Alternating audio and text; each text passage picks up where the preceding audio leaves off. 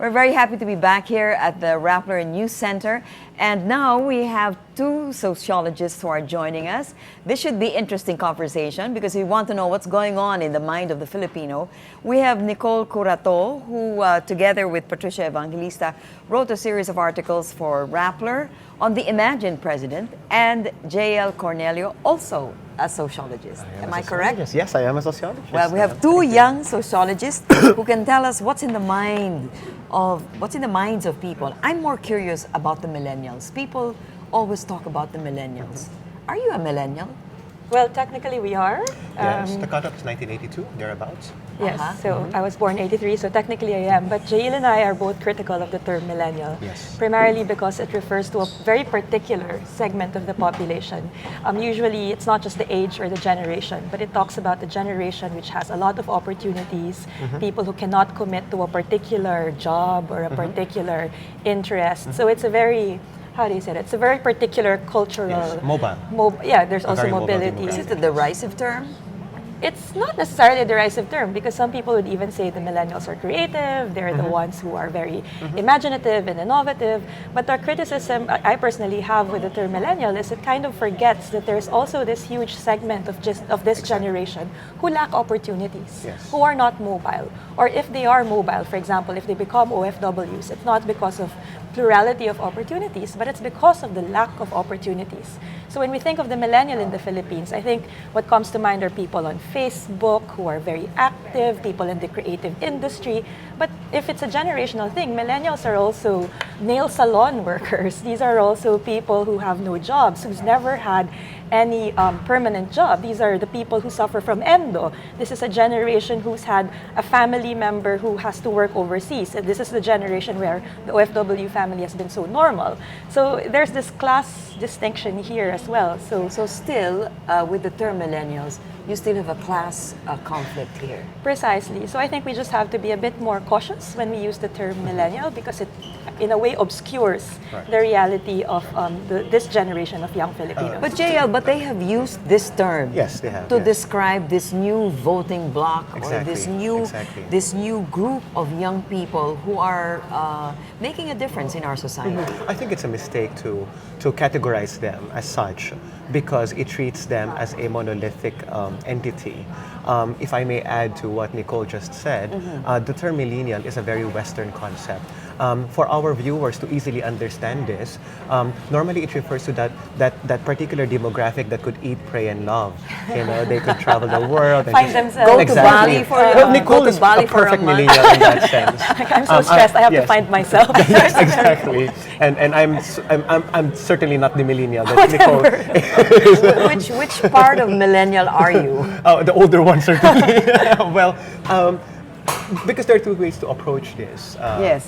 One Yes. is in terms of the cohort, people who were born from the 90s, 80s onward up until 2000, those who witnessed the turn of the century, or the disposition that young people might have. We reject both terminologies because they are normally when they are used, when the term millennial is used, it normally refers to exactly the cosmopolitan youth, normally that are, for example, our Western young people are, and certainly the upper class kids in the Philippines. Now, to go back to your question, are they making a difference? Statistically speaking, we can hope that they would make a difference. Why? Because about 46% of our voters right now belong to that segment, at least 18 to 35 years old. Okay. Right? Do millennials think differently? Again, as sociologists, we would argue that we have to factor in class as well and geographic origins also because they affect dispositions that people might have. So just to give you an idea, Cheche, in January this year, Pulse Asia, our friend Ronnie Holmes, just with you just now, came up with this survey identifying the different national concerns that people have, and I'm looking at them right now, and apparently they're all. Well, let me just enumerate some of them. It's corruption, criminality, and drugs, and increased wages or salaries. Okay. In many ways, these dispositions cut across different segments of the population simply because the huge proportion of our population is still generally low income. poverty incidence, yes, has gone down, but in certain other places it has gone up, like in Mindanao, for example. So I think the general if to answer your question, instead of looking for a millennial preference, I think some interests or some issues matter across different age groups and different. Okay, not specific to the millennial group. Not particularly. There might be, in Manila, for example, the internet would matter, transportation would Sure, matter, yeah. right? But I think generally... Internet speed matters Internet to speed them. matters, yes. To us here at Rappler, internet speed does matter. Okay, and jobs matter? And jobs, yeah, yes. Or the kind of jobs, the Stable quality of and the jobs. stability Also. of jobs as well. Because for some upper class millennials, for example, they would appreciate the freedom. They would appreciate being a freelance point, yeah. worker. But for those who are in the lower socioeconomic class, these are precisely the people who Stability, reject yes. the endo, right? And Yes. this is a generation who really didn't have a shot at getting a permanent job, where endo is really the norm. So Yes, in terms yes. of that, the appreciation of these economic opportunities might also be a bit different. That's right. Okay. Well, there are two issues at stake when it comes to jobs. One is unemployment, the other is underemployment. Unemployment, although it has been going down, it's about 5.8% right now in our country. At least the most recent statistics would show. Down from 7. Down from 7, yes, or 6 thereabouts. It's still the highest in the region. That's one. Two, the bigger problem I think is underemployment. Simply because there are people who have jobs.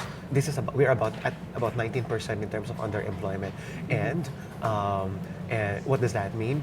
People have jobs, but they're also looking for jobs. Let me say, Cheche, that amongst the unemployed, 50% of the unemployed. So that's about 6%, right? 50% of those unemployed are in fact in the youth sector, 15 to 24.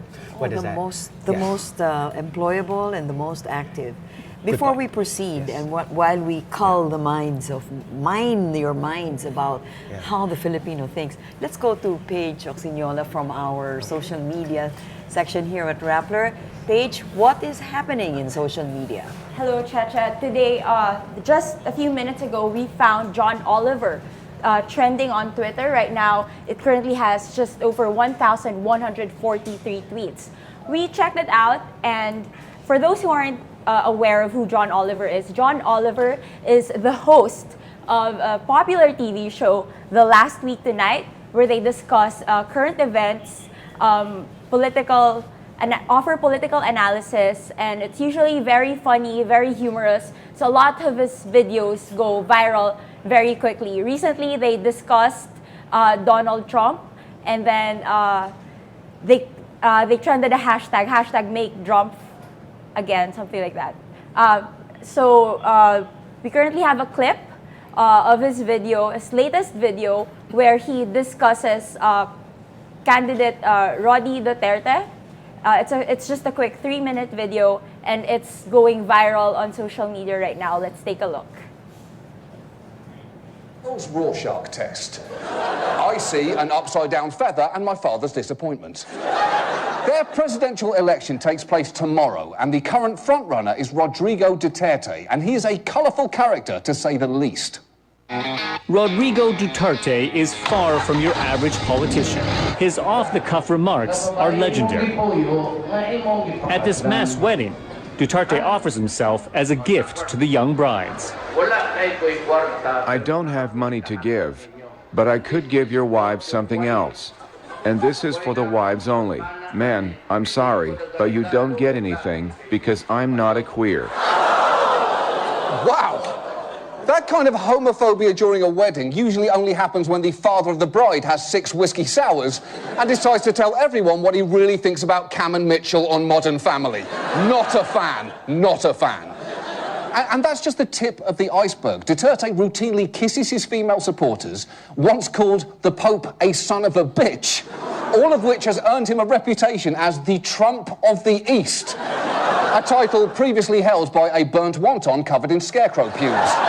Now, Duterte has also suggested, if elected, he would kill 5 criminals every week, which may not be an idle promise, since he's been mayor, extrajudicial death squads have reportedly killed over 1,000 people, and while he denies any involvement in that, he does admit he's got blood on his hands. So no qualms about killing killers? Yes, of course. I must admit that I have killed. 3 months early on, I killed about 3 people. I'm sorry, about 3 people? That's not good. Not knowing how many people you've killed is like not knowing how many Vicodin you took. If you don't know the exact number, the answer is way too fucking many. And yet, incredibly, none of this has hurt him. More than half of his city's residents think the death squad is okay, which is a surprisingly measured response. Some death squads, yeah, they're okay. Could be deathier, I suppose. Hashtag squad goals. At times, though, Duterte has seemed like he is trying to test the limits of basic human decency. On the campaign trail recently, he delivered a speech that was truly nauseating. He was the mayor of Davao when an Australian missionary was murdered and gang raped in 1989 in the jail in Davao City, where he's still the mayor today. I was angry she was raped. Yes, that was one thing. But she was so beautiful. I think the mayor should have been first. What a waste. What a fucking asshole. And if any part of you is thinking, was that some kind of horrific joke? Please know, he meant every word of it. It was not a joke. I said it in a narrative. I was not smiling. I was just talking plain sense. Okay, let this be a lesson to all of us. When we say, I just want a politician who'll tell me what he really thinks, we should specify that that politician should not be a total fucking monster. And yet, incredibly, this man is leading in the polls by 11 points. So he's probably going to get elected president tomorrow, which isn't just terrifying for the Philippines, because it means that in just a... Okay. Paige? All right. So, reaction on social media has been very fast. A lot of people are tweeting and sharing the link. This one from media outfit, The Daily Beast reads, John Oliver, if you think at the Donald Trump is bad, wait till you meet Rodrigo Duterte. Another tweet reads, this is the only John Oliver segment that ever actually brought me close to tears and not the laughter kind. Another tweet says, John Oliver gives us a glimpse of a possible future state visit. I'm guessing this is one of those clips that got cut off. Over here you see Trump and Duterte shaking hands in the Oval Office.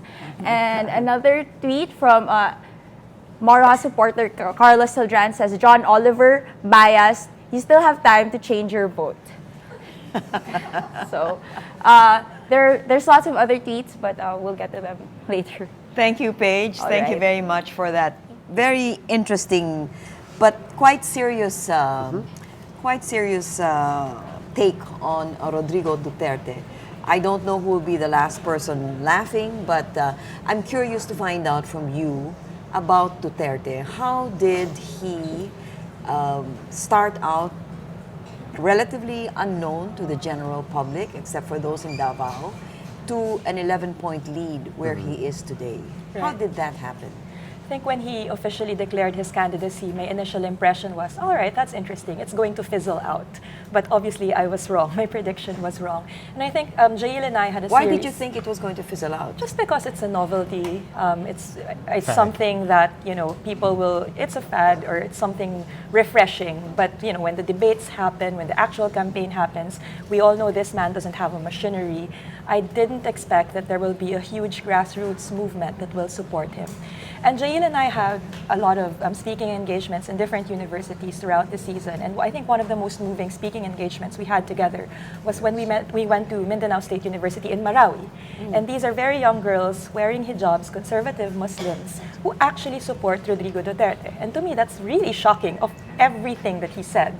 You have these religious young girls who support him for a very simple reason. One of the girls, for example, told me that, every election, someone in my family actually dies. And I think someone from Mindanao who understands violent conflict, protracted conflict, is the only person who can give voice to Mindanao and who can change things. So to me, that's a very compelling reason. I don't think it's correct for us to say that these young girls are not decente because they support such man. So I think, yes, the John Oliver clip is very revealing. It exposes a lot of vulnerabilities of our democracy when we elect a man like Rodrigo Duterte. But that's just one voice. The narrative of Rodrigo Duterte is very fragmented. And if you hear it from the voice from people from the South, then it's a very different narrative altogether. But I'm curious, Jayeel, why... I can understand the South because Yes. he's from there and he addresses specific problems. Sure. But how did that spread like wildfire Across the regions, to the yeah. rest of the country? Of the country? Sure, sure. When we look at the demographic profile of the different people that support Duterte, we notice that it cuts across classes, right? And Mindanao, of course, is the biggest support base for him, and Nicole has rightly explained that. To me, when you look at ABC in particular, we realize that these people, maybe Manila, for example, or urban regions, urban centers, they are primarily concerned about security. And a while ago, I mentioned that the top 3 priorities in terms of national concerns that people have for these elections are criminality, drugs, and corruption. And it's not a surprise that Duterte is gaining traction amongst the ABC precisely because, and these are the top 3 concerns of classes ABC, by the way. He's gaining traction amongst these kids or amongst these people precisely because they are concerned about security. At the time when the Philippine economic growth is the second fastest in the region, it matters that the middle class and the upper class, their interests are protected. And amongst all the other candidates, I think Duterte has that compelling narrative that makes sense to them. This is very important, Checha, because I think when we think about national concerns, we're not. I think Filipinos are not necessarily thinking about the Philippines as an archipelago or the Philippines in terms of foreign, in relation to our neighbors. In fact, foreign relations in China, for example, these are issues that don't even matter. I think they're even in the top, in the lowest 3 or 4, if I'm not mistaken. So what does that mean? When people think about security, they're not thinking about security in Mindanao or security in Visayas. When people think about security in Manila, they're thinking about when they walk at night, the kind of security or the lack of when they are with their families. But earlier, Ronnie Holmes was telling us that some of these issues are geographically centered, some of these sentiments. So for example, as pointed out in that clip, when Duterte talks about the rape, when he talks about killing people nonchalantly, when he talks about what he's going to do, when he talks about his 2 wives and 2 girlfriends, it does not seem to stick. It seems like there is a Teflon veneer to him that does not allow all of these issues that would otherwise stick. Yes. Under very traditional ways, it doesn't stick. Can you explain that to me?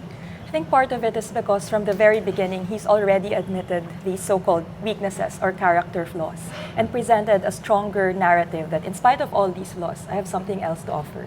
I think it's also not accidental that the Duterte surge started in NCR and started in NCR Class A, B, and C. And as Jayeel pointed out, these are people who actually have these day-to-day issues when it comes to traffic, criminality.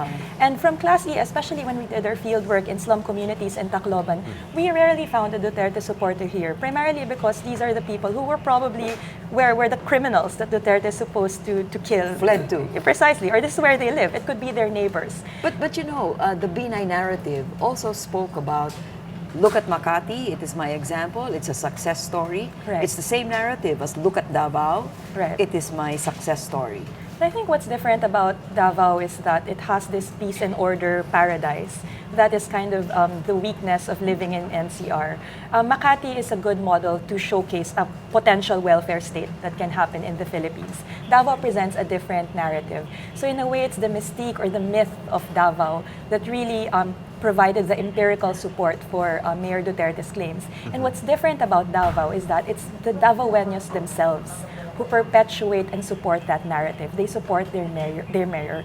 In Makati, for example, not a lot of people will support that, except probably from the recipients of the Binay patronage. But when you talk to businessmen, when you talk to the middle classes, the ABC that we were talking about here, they wouldn't necessarily buy into that Binay narrative. And instead, what you'll hear would be the overpriced buildings, the traffic in Makati. So there is, in a way, a disconnect.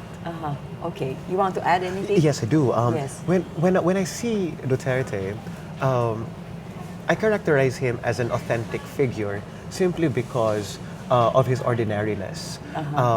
He's the one who speaks Bisaya. I mean, I wrote a piece for Rappler about this. He curses even the Pope. Things that the other candidates would not be doing. I think many people are willing to forgo or let go of his character flaws because they see him as being authentic, and that matters. And everybody else is not authentic? Well, you can. This is not a moral judgment. It is a sociological assessment on how he is Yes. perceived. Meaning to say that, yes, Grace Poe is authentic. It's just that his sincerity is called into question simply because of his allegations that she's not Filipino, for example. Or the same thing about for Mar Rojas. He may be the most sincere person around, but because he does not come across as a sympathetic or as an empathetic figure, then his sincerity and his authenticity is also called into question. I think when we think about when we consider Duterte's is not simply larger than life. I think he is who he is. What you see is what you get. And there are no pretensions to him. So I think on top of the narrative of peace and order or the politics of fear that he and maybe his supporters are perpetuating, he also embodies that kind of authenticity that many people could resonate with. That's why on Facebook or amongst his supporters, people would easily say, nagpapakatotoo lang naman siya eh, bakit hindi ko siya susuportahan? Mas gusto ko yung totoo. I'm curious about this authenticity issue because it's one of the factors that propels somebody forward. For example, we've heard of Leni Robredo being truly authentic. That her narrative is so real. There's no put on. There's walang masyadong burda. Right. Yeah. But before then, we were talking about Jojo Binay. Yes. I mean, I was bringing up his narrative, which is also a success story that he claims as having come from his leadership of Makati. Let's watch a interview done with Jojo Binay. Niyo pa po ba yung mga poll watchers kanina or okay na po yung nagawa? Hindi naka-register yung complaint. Ipaparegister niyo po yung complaint, sir?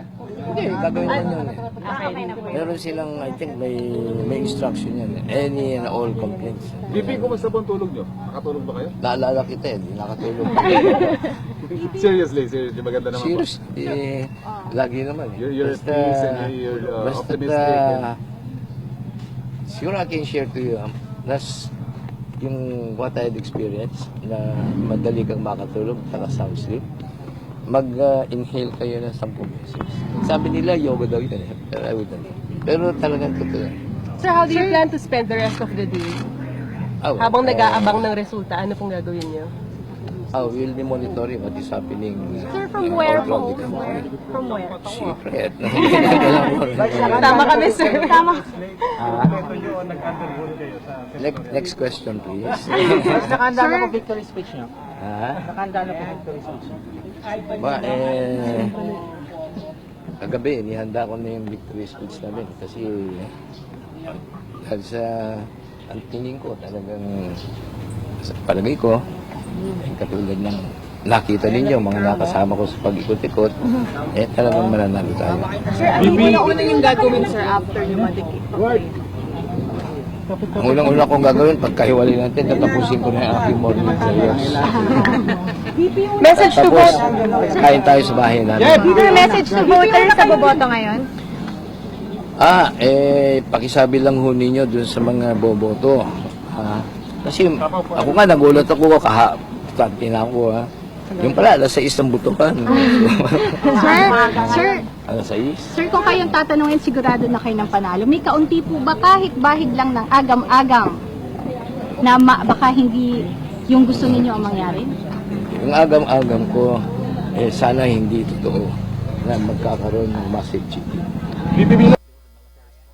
Okay, Mara, you're on the line. Can you tell us the mood of the Vice President? I understand that he has already prepared his acceptance speech. Is he that confident of winning? Hello, yes, we did hear that, right? The Vice President did say that he already has a draft of his victory speech. Now, it wasn't included in the interview excerpt that you were able to watch, but we did ask him for a follow-up of what were the contents of the speech, but he didn't want to disclose. He just said to wait for the results of the elections. But again, he's still very, very positive. Right after that ambush interview, actually, we were, a few reporters were able to join the Vice President over breakfast inside his room, and he is very positive about his chances. He would be whispering to us that gumagalaw na daw yung kanyang makinarya. And so we asked his son, dismissed Makati Mayor Binay, what makes the Vice President's machinery different from the machineries of the other candidates. And we're saying it's because the Vice President is very personal. He puts a personal touch in his machine. He makes personal connections with the people he meets on the ground. And he's not just anchoring, according to Junjun, he's not just anchoring his machinery on the politicians who we know, who he acknowledges would often switch loyalties for the sake of their own political survival, but rather, and this time this is coming from the Vice President, he says this is coming from his friends from UP, his fraternity, the Alpha Phi Omega, and the Makati University. Okay. Thank you very much, Mara. Nice to hear you, the update on the Vice President. Now we have with us Jayeel and Nicole here to tell us more about what goes on in the minds of, for example, analysts like yourselves when you're trying to look at how the candidates plan their attack for the campaign. For example, Jojo Binay, who started at 40%, right, had a steady decline. Right. What happened there? I think part of it has to do with a sustained challenge to his narrative of being for the poor in relation to the corruption allegations against him. I mean, let's not forget that the Senate devoted so much time and resource in terms of bringing his wealth into investigation in the Senate. But I think that in the Imagine President series, Patricia and I, actually the conclusion in the series is Judge Omar Binay is a tragic story. If we remember the biography of this man, he was a human rights lawyer. He put his life on the line during martial law. He put his life on the line during coup attempts against President Aquino. Mm-hmm. He was with all of these great statesmen, right? And not to forget that when he started his political career in Makati, this is the man who has breakfast in Carinderias every morning after jogging and goes to the Lamay at night. Yes. Some dismiss that as simply patronage, but for sociologists, Frederick Schaefer calls it the politics of dignity, that it matters to the poor that their mayor goes to these very important occasions, is concerned about them. Yes. So I wouldn't necessarily disparage that. And to a certain extent, there's an elitism. If you remember in 2013 when they call people who voted for Nancy Binay the bobotante, the unthinking voter. Yes. But we think that, not to particularly justify it, but if we try to listen to the message that this sends, there's a certain dignity that people get when politicians like Binay reach out to them. So what I'm saying here is he had a very beautiful narrative arc to begin with, except that his fault, I think, is he did not respond to the accusations given to him, or his accusations. And the problem there is the politics of dignity that he gave to his constituency did not extend to the accountability that he should give to the people that he serves. So I think that accounts for the decline. That's one. And then the other one is the issue of poverty somehow has been overshadowed by the Duterte narrative of urgency, of doing things here and now. So in a way, his whole narrative is eclipsed by the Duterte narrative. I'm curious about the question of timing. Huh? Right. As we know, in the last 2 minutes, all of these accusations of corruption, of hidden wealth were hurled at the leader, Duterte. But it came at the last 2 minutes. Binay's came much earlier because he was the first to declare. Right. And he was riding high on his popularity. And that did not stop him in his tracks, but derailed that narrative, as you say, Nicole. Is it a question of timing? Because the same accusations were being made against Duterte. I think it has to do with timing. I wanted to say that. Nicole and I have been doing research in Tacloban for a few years now. And when we started out, this was about 2013, was it? Yes. 2013. When we were interviewing people there, we noticed that people were readily giving their commitment to Binay because of the Yolanda narrative. After Yolanda, Binay was there. Of course, in Manila, we ridiculed Binay for distributing those plastic bags with his face on them, thinking that he was simply capitalizing on the disaster for political gain. And what happened was that actually buoyed his chances of winning the presidency. But at the end of the day, as in many other things in life, timing matters a lot. He should have learned his lesson from Manny Villar. Manny Villar, not too long ago, right, was riding very high on the surveys until Jambi Madrigal came. I think it's the same narrative. So he was using his 6 years as vice president to really go around, and kudos to him. I think if it were not, if Duterte had not arrived or Poe had not arrived, Binay might still be making it simply because he was very effective in making his presence felt. Yeah. But because of the corruption allegations, Poe had the perfect opportunity. And then, however, with Poe, we know that she had all these issues about her allegiance and loyalty to the country. That's why Duterte had to come. So if you think about the whole chronology of events insofar as this Philippine elections is concerned, we know that timing does matter. So Trillanes' attempt to bring down the man, noble, but might be too late the hero. I'm not very sure though, because the Binay accusations, it had traction because you can see the lifestyle of the Binays. You can see his house featured, for example, in a lot of lifestyle magazine, lifestyle programs. The farm, you have a house with an elevator. You know, he lives in a gated enclave, and then there was that scandal. I think it was around 2013. But Duterte is very different because his lifestyle is not consistent with the accusations by Senator Trillanes. So let's assume those accusations were true, I don't think it will necessarily have traction. Maybe because of the lifestyle, that it's the narrative again. It's this very simple man with a very simple house. Look at his children. But again, maybe if he had more time, if Trillanes had more time, then maybe we could have found out more. Yes.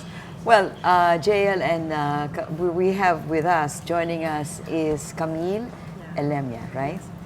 I mispronounced your name the other day. I'm sorry about that. You have been following Grace Poe. Yep. What time did she vote? Tell us about her casting her vote this morning. She cast her vote around 11:30 in the morning, but before she went to Santa Lucia Elementary School in San Juan, she first visited the tomb of her late father, Fernando Poe Jr., with her husband, Nilia Manzares. Earlier in the day, around 6 or 7 in the morning, her husband, Nilia Manzares, and son, Brian, went to or casted their votes at Xavier School. Because actually it's just different Poe. precincts. Yeah, because it's just Poe who's different from the rest of the family. Even Susan Roses voted in Xavier.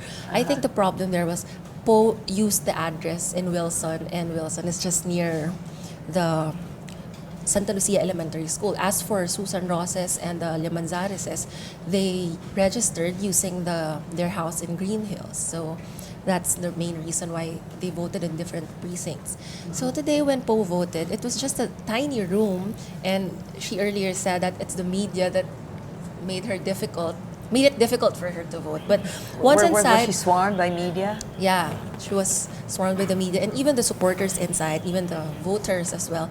But after that, after the hype of the media, she was able to vote smoothly in just a matter of few minutes. She was already done, and she was thankful that nothing bad happened to her ballot or to the vote counting machines. So it went smoothly. The voting at that precinct went smoothly. Yeah. You filed an ambush report, an ambush interview report, right? Earlier. Let's watch it.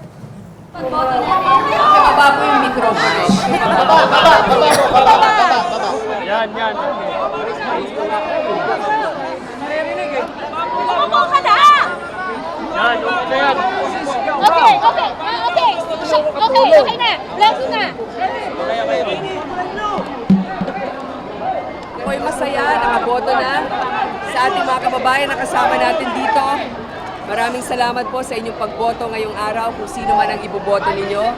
Ako'y talagang isang madamdamin itong araw na ito sapagkat natapos na rin ang ating dapat gawin para sa kampanya. Naging maayos at naging maayos ang aking pakikitungo sa abot ng aking mga kaya dito sa eleksyon na ito.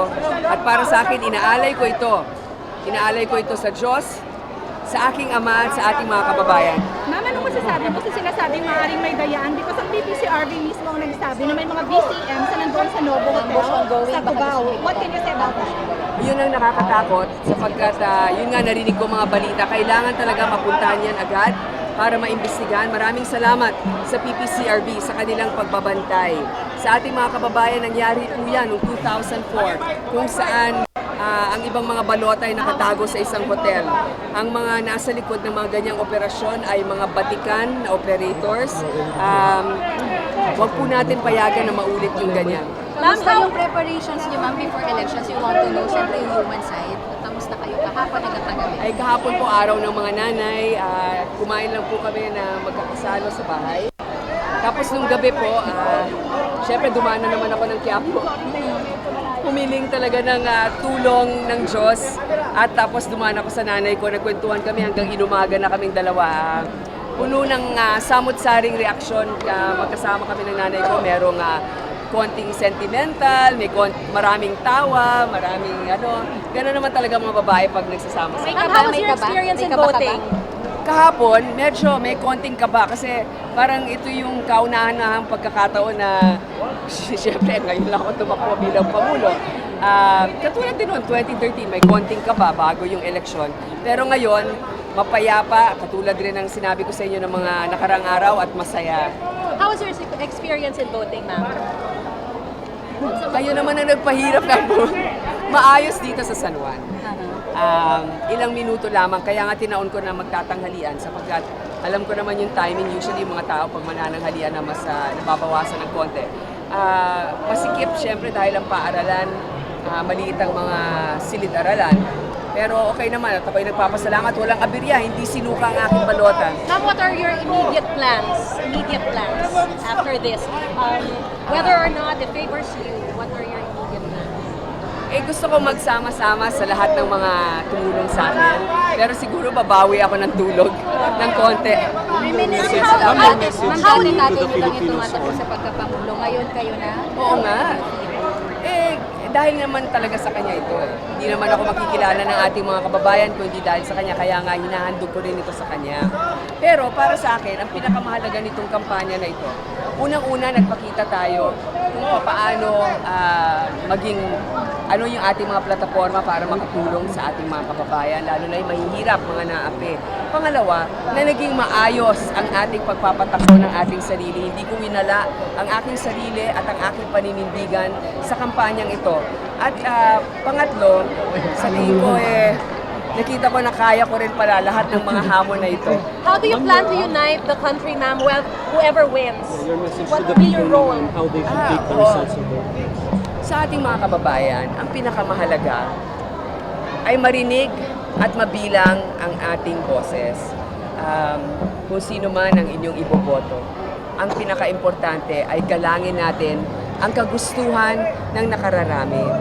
At para sa mga ibang kandidato rin, ganun din sana ang kanilang maging pananaw. Pero higit sa lahat, maraming salamat sa aking mga kababayan sa pagbibigay sa akin ng lakas at inspirasyon at dahilan kung bakit kailangan nating tanggapin ang hamon na ito. Ako'y talagang kumpiyansa na kahit papano ay marami sa inyo ang hindi pa rin nawawala ng pag-asa na merong bagong umagang darating. Thank you guys. Thank you so much for your Okay, Camille, tell us about the mood at the precinct when you covered her. Poe looks like she's well rested. We interviewed her husband Neil Manzares earlier, and he said that their Mother's Day gift to Poe was to let her sleep in because that's her only chance to get some sleep. Because for the past 90 days of the campaign, she rarely had the time to do it or to have it. So, was it a punishing schedule, the 90 days for her? Not really. It's the latter part that was really hectic, but during the beginning and in the middle, it was a bit easy and not much motorcades, not much rallies. So I guess when the time that Duterte surged, that's the time she got to really got campaign. Her act together. Yeah. Yes. So the narrative of Grace Poe and how she started out as the front runner. Right. and moved very slowly, no? Right. But declined. Yeah. Can you tell us about her, and in the articles that you wrote on the Imagine President, what were the parameters that you used to try and dissect her narrative? I think like Vice President Binay, Senator Poe has a very clear and very interesting narrative. The first line of the Imagine President, the idealized Grace Poe, we call this Once and Future King. It starts with, the story begins, as most epics do, with the birth of a foundling. What else can be more compelling than a story of a foundling? It's a telenovela. It's a telenovela. It's a very dramatic narrative arc. But in the final installment, we even made an argument that drama is not necessarily a bad thing, especially if it's used as a productive democratic force. Because let's not forget, as Grace Poe herself said, a lot of Filipinos' lives are very dramatic. A lot of Filipinos are also oppressed.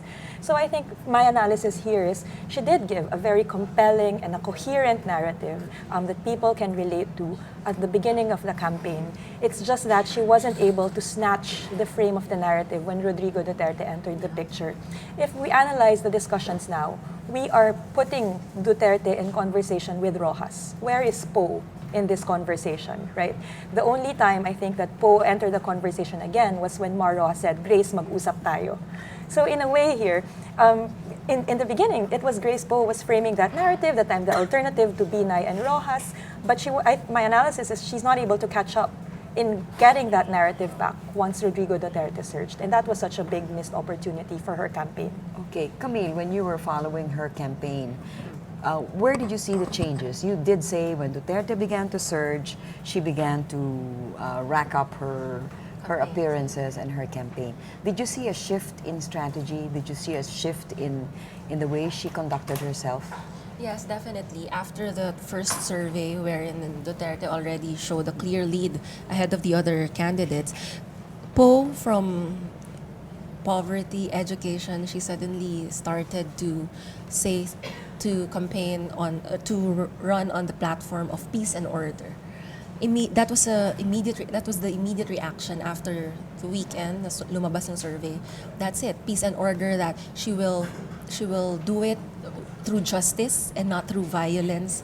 And also after, so she was countering the Duterte. And before, Grace Poe would not really answer questions directly, but after that she would be very strong in her statements, feisty. So I guess that's where the changes in strategies come. Right. Okay, and did you see a wane in support? Did you see that from her very, very high ranking to its decline? Did you see a change in the profile of her supporters? Not really. I think it's still the same, because if you look at her numbers from the very beginning, it's 22, 23, even at the height of the disqualification cases against her, there's still the core 23% or so. And I asked their campaign manager, Ace Dorano, and he said that's really the core number of voters of Grace Poe for them.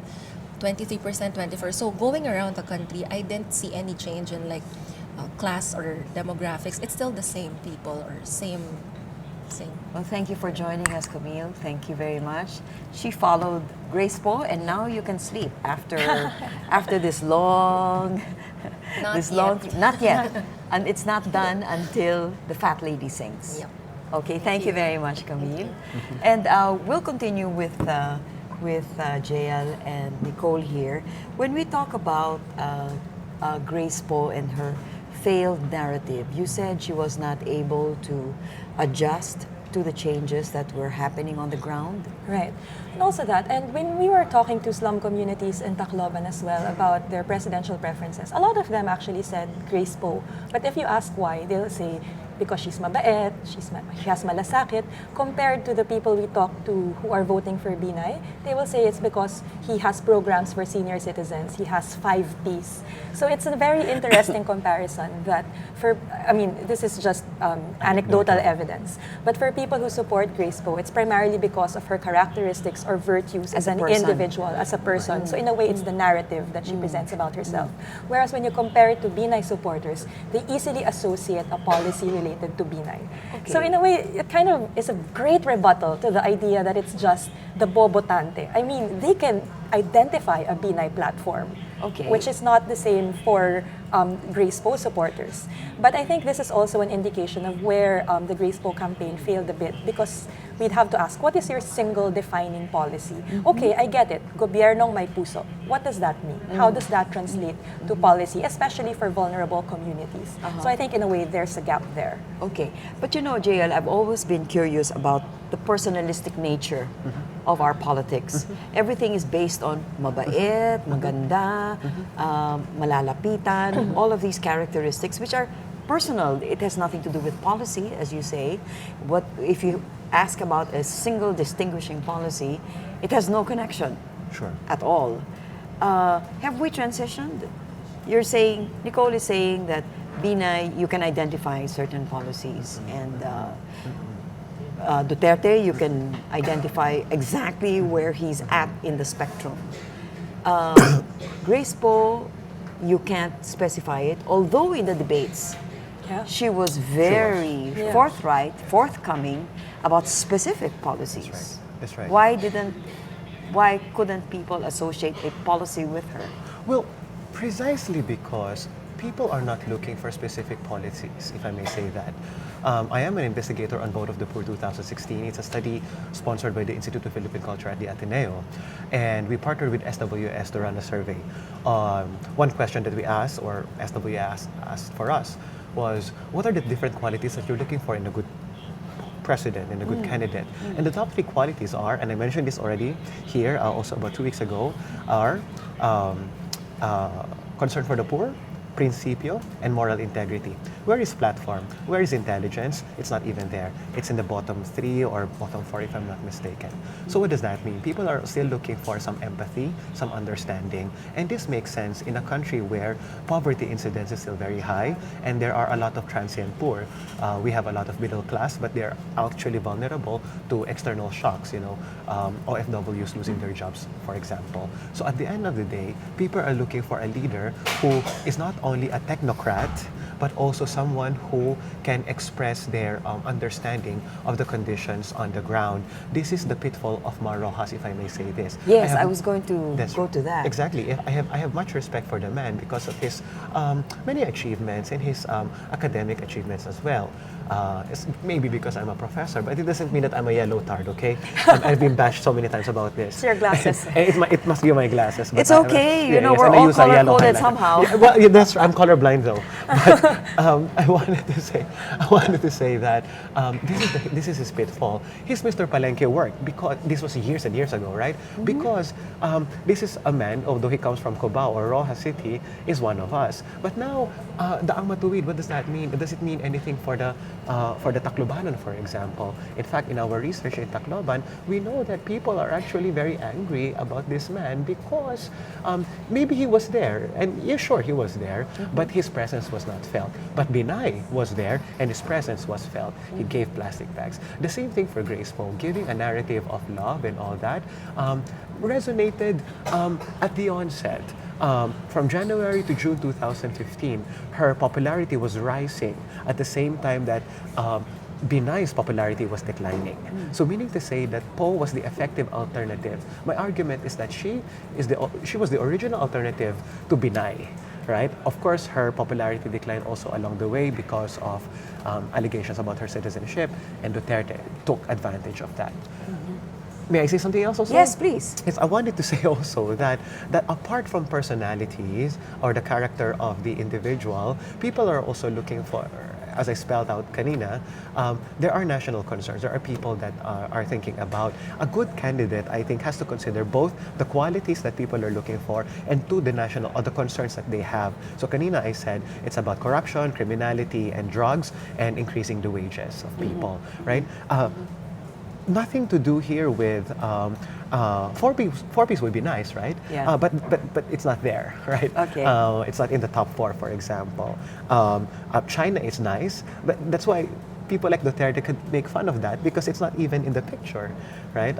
Although that is of course very important for us in the greater scheme of things. Yes. So so going back to the narrative question, Grace Poe lost the opportunity because I thought it would actually bring her very, very far. There's something with the woman, that is actually very far endearing. ahead, you mean? Far ahead, yes. In terms of her, motherly attributes and the story, foundling and all that, maalaala mo kaya ang kwento niya. However, at the end of the day, people apparently were looking for someone who could solve the problems of crime, drugs, and corruption. Okay, which brings us to Mar Rojas. Yes. Right. Mar Rojas, in your analysis, what happened? He was the hardest to write for the Imagine President series because when we had to write the idealized Mar Rojas, how is Mar Rojas imagined by his supporters and himself? It's such a confused narrative. It started with precisely the Mr. Palenque, and then recently with all of these photographs of him carrying sacks of onions, hammering school chairs. I mean, yesterday I told Maria, probably they haven't watched Our Brand is Crisis, where the message is, you make the narrative fit the man, you don't make the man fit the narrative. And that's precisely the problem. And then towards the end, this is where they tried to commit Mar Rojas to the narrative of, this is a man, hardworking technocrat, no dramas, which is a jab to Poe. And then they were trying to make that narrative stick. But I think it's a bit too late in the game already, in the sense that they've already created impressions about how this candidate is not authentic at all. Yes. In the final analysis, when we did our own interpretation and own analysis of Mar Rojas, the candidate, our analysis here is maybe Mar Rojas is really symbolic of people's rejection of the EDSA system, of inter-elite competition. What can be more elite than a man named Manuel Araneta Rojas? And then there's this man called... Not his fault. That's not his his name. fault, not his fault, but it represents a particular perspective of how you view politics. For example, when he said, you have to remember, the president is an Aquino and you are a Romualdez. It comes from a very specific way of viewing the world, and that when it is him who says that, it's particularly injurious. So I think this is not just about Mar Rojas, but also the legacy of Daang Matuwid. It's interesting because the president still has a positive net satisfaction rating, which is very atypical for a president at the end of his term. I think the closest would be President Ramos. But then it's not transferable to Mar Rojas, precisely because some would say it's a character flaw, it's a lack of charisma. We argue that's probably something, there's something deeper than that. And it's probably that rejection of viewing politics as something that is limited to a circle of elites switching powers between the Aquinos and the Rojases, which is very much part of the Daang Matuwid narrative. If you listen to the Club Filipino events, they trace Mar Rojas to the friendship of Rojas and Aquino, the first, second generation. And to me, that's problematic. Politics should not be interpreted on those terms. Thank you very much, Jayeel and Nicole, for the very incisive and very thought-provoking analysis that you have provided. I hope that whatever that imagined president you have will be the president that is best fit for this country. But it's just an imagination. It's just your imagination. But hey, dreams can come true, Dreams right? can come true, So okay. thank you very much for joining us. And now, as we say goodbye to Nicole and Jayeel, let's look at this ambush interview with the person we're talking about, Mar Rojas. Higit sa lahat, nagpapasalamat ako sa aking mga kababayan, sa aking mga kasimanwa. Dito nagsimula ang ating pagiging lingkod bayan at sa araw na ito talagang na-overwhelm ako sa pinapakita nilang suporta, nakaka-touch talaga. Maraming salamat sa kanilang lahat. Yeah, I'm very serene. I'm very optimistic. At tahimik ang kalooban ko. Payapa ang kalooban ko. Alam ko po na ginawa natin ang lahat, kinampanya natin. We ran this campaign clean and straight at pinresenta natin ang ating pagkatao, plataforma at mga programa sa ating mga kababayan. At alam ko na sa dulo, magwawagi ang karapat natin. Sir, you seem to be in high spirits today, sir. Is that an indication na yun nga, sir, wala talaga tayong pinababahala? Wala, nasa maayos ang ating sitwasyon. Lahat ng mga balibalita na natatanggap natin ay positive. Pero higit sa lahat, yung pinapakitang mainit na pagtanggap, mainit na pagsuporta ng ating mga kababayan ay talagang nakakataba ng puso. At dyan nagmumula, dyan ako humuhugot ng lakas ng loob at ng pagkapayapa na kalooban din. Ibigay natin ang lahat at hanggang sa dulo, ipinaglaban natin ang ating mga prinsipyo. Yes. Sir, what about yung mga sinasabi ng mga natin kategory na may mga balak daw po tayong mandaya, sir? May mga ganong umiikot-ikot eh. Palagay ko, sila na lang siguro ang tanongin ninyo kung saan nagmumula yan. No? Itong mga katunggali natin, simulat sa pool pa lang ay kung ano-anong mga kasinungalingan, kung ano-anong mga imbento, kung ano-anong mga hindi naman totoo na sinasabi. At nakikita naman yan ng ating mga kababayan. Is that an indication of how they view you as their opponent? Well, parating sabi nila, panalo sila, pero parati din naman na parang tayo lang ang nakikita nila. So para sa akin ay actually compliment yan eh. Na sa tingin nila, sa mata nila, tayo ang pinakamatindi nilang katunggali. I'm sorry? I'm sorry? It's been a very divisive election. How do we move forward, sir, when we lose whoever wins? Well, nakikita natin, no? This is not naman about any candidate. Eh. This is not about me or kahit sinong kandidato. This is about our people. Kitang-kita ninyo, masigla ang ating demokrasya. Ang ating mga kababayan ay nagpa-participate, engaged. Mahahaba ang mga pila, ibig sabihin, dagsaan sa mga presinto, mga kababayan natin. So, ini-embrace ng sambayan ng Pilipino yung ating demokrasya. At yan ang pinakamatibay na patunay na talagang buhay na buhay at masigla ang ating demokrasya at ang ating mga kababayan mismo, invested sila dito. So papangalagaan nila ito at isusulong nila ito. Sir, you've seen a very warm welcome here in Capiz. Are you confident, sir, that Capiznoans will go solid for Mar? Oo naman.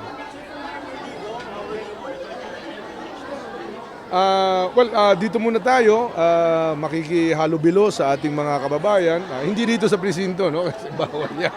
Pero dito muna tayo, nahidlaw na gid ako, parang namimiss ko yung ating mga kababayan. Kaya yung matamis na hangin dito sa Capiz, na miss ko.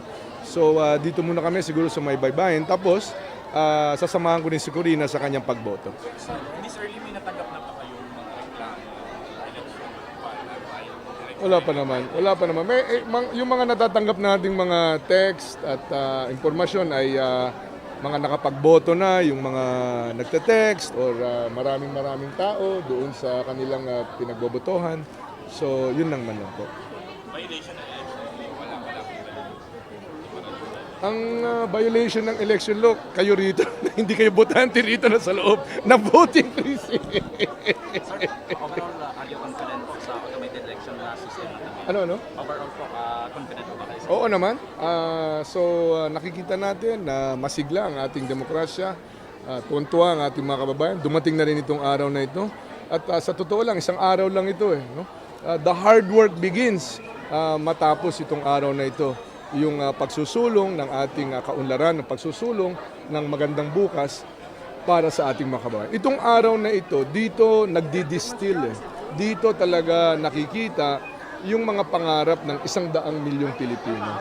At sa araw na ito, pinapakita nila yung paraan na nais nilang mangyari para maganap, no? Para makamit itong mga pangarap, itong mga magandang bukas na talagang inaambisyon nila para sa kanila sa inyo. Well, of course, malaking bagay yan at natutuwa naman ako buong-buo ang Ilonggo at Visayan. Maraming salamat. Magandang umaga. Sa mga Ilonggos. Sa ating mga kasimanwa, nagapasalamat ako sa liwat sa inyong atanan.